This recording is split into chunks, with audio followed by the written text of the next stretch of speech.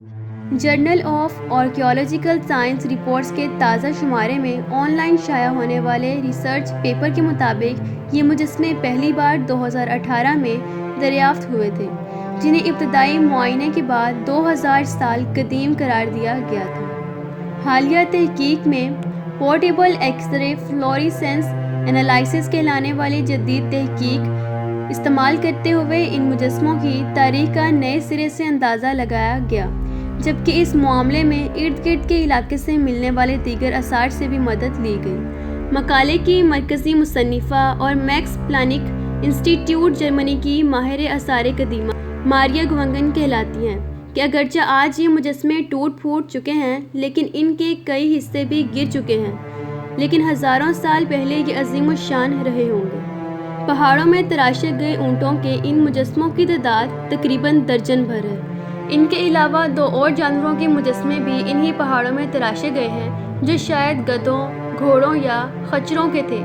وہ بھی اتنے ہی قدیم ہیں۔ اپنی جسامت کے اعتبار سے یہ مجسمے اصل اونٹوں جتنے ہیں، اور جس طرح یہ پہاڑوں میں بنائے گئے ہیں، اس سے اندازہ ہوتا ہے کہ انہیں تراشنے والے مجسمہ سازوں نے شاید رسیوں سے لٹک کر یہ فن پارے تحقیق کیے ہوں گے۔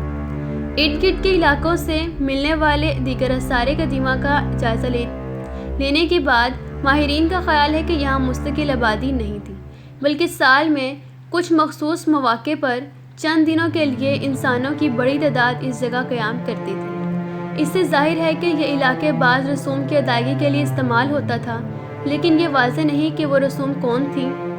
اور کس طرح انجام دی جاتی تھی۔